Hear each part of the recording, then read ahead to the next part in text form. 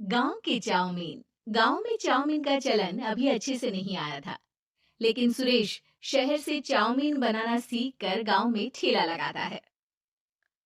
अरे ये केचुआ है क्या भैया? कैसे खाया जाता है? अरे नहीं नहीं, ये चाउमीन है। चाउमीन शहर में खाया जाता है। कितने की दे रहे हो सुरेश? 10 रुपए की प्लेट भरकर। तभी वहां शहर से पढ़ा एक लड़का आता है। जरा एक प्लेट चाउमीन तो देना। सुरेश उसे चाउमीन देता है। उसे चाउमीन खाता देख गांव वाले भी उससे चाउमीन ले लेते हैं और खाने लगते हैं। अरे वाह सुरेश भैया, कमाल की बनाए हो। 2 प्लेट मेरे बच्चों के लिए भी पैक कर दो। बस फिर क्या था, सुरेश का ठेला लगता है और चाउमीन खरीदने वालों की लाइन लग जाती है। तभी वहां से गांव का साहूकार होकर गुजरता है। और ये क्या भीड़ लगी है? लगता है झगड़ा हो गया है गांव में। चलूं मैं अभी तो मजे ले लूं।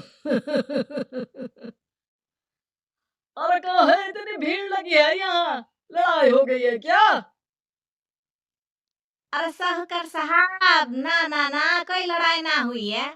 ये तो सुरेश की दुकान है चाउमीन की। हम लोग चाउमीन खाने आए हैं, आप भी खाइए ना।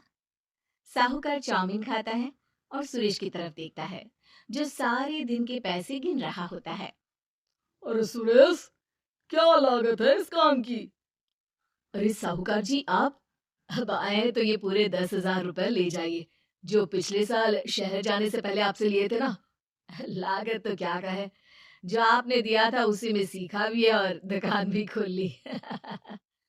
अरे पैसे इतने जल्दी क्या जरूरत थी?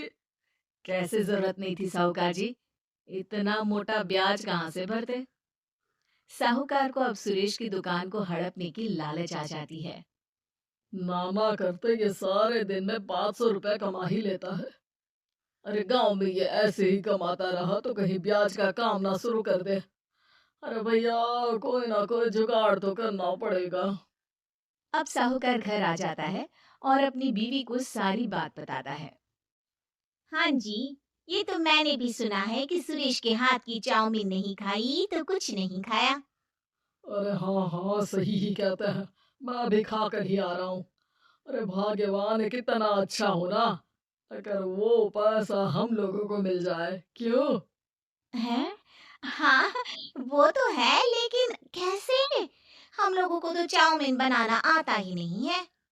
साहूकार और उसकी बीवी अब रोज चुपके से सुरेश के घर जाते हैं और खिड़की से उसे चाउमीन बनाते देखते। अब क्या था, दोनों को चाउमीन बनाना आ जाता है। फिर एक रोज, और सुरेंद्र, तुझे साहूकानी ने बुलाया था।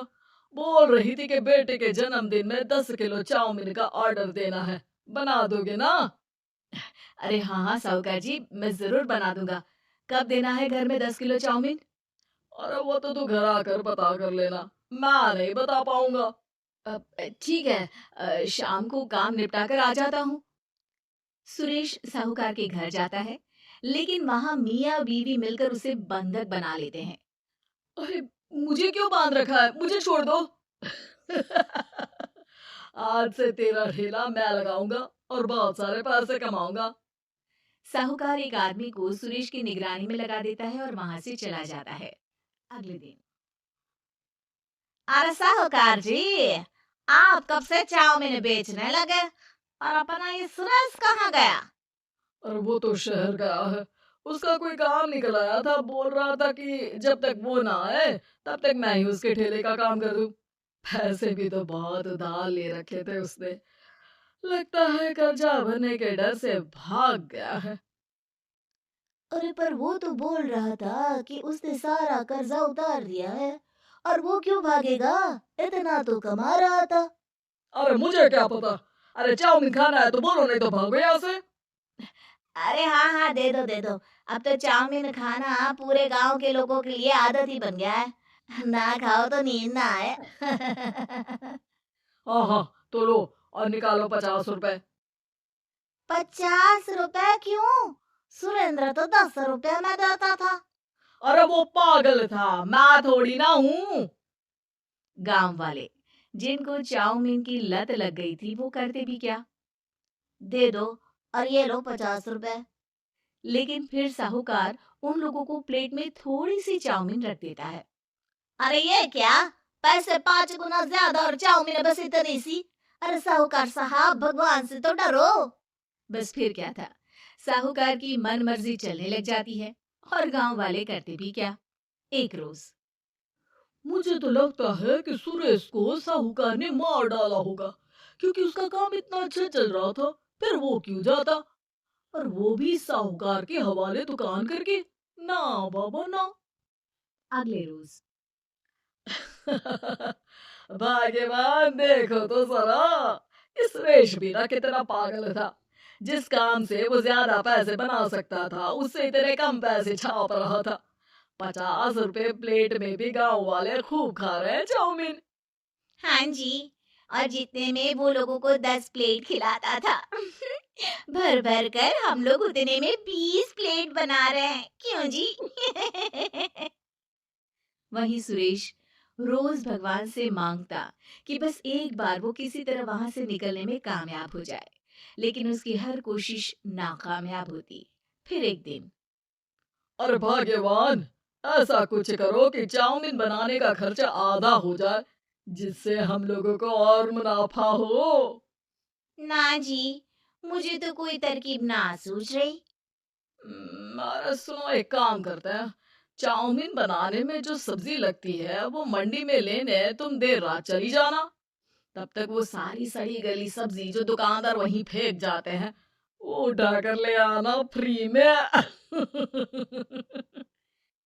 अरे वाह जी वाह, आप तो बहुत समझदार हैं जी। बीवी वैसा ही करती है, लेकिन अब लोग चाउमीन खाते तो मुंह बनाकर। फिर एक बार अरे राम राम राम, ये पेट में दर्द काहे हो रहा है? हाय रे हाय, मेरा भी पेट दर्द के मारे फटा जा रहा है। सभी को शक हो जाता है कि उन लोगों को चाउमीन खाने से ही ये बीमारी हो गई है।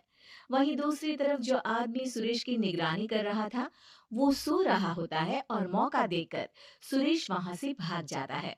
सुरेश गांव वालों के पास जाकर उन्हें सब कुछ बता देता है। बस अब क्या था, साहूकार के घर पुलिस पहुंच जाती है। चलो, तुमने गांव के लोगों को खराब सब्जी वाली चाउमीन खिलाकर बीमार किया और सुरेश को बंधक बनाया। तुम्हें इसीलिए हम गिरफ्तार कर रहे हैं। साहूकार को पुलिस ले जाती है और फिर अगले दिन से सुरेश का ठेला गांव के बाजार में लग जाता है, जहां अब पहले से ज्यादा भीड़ होती है।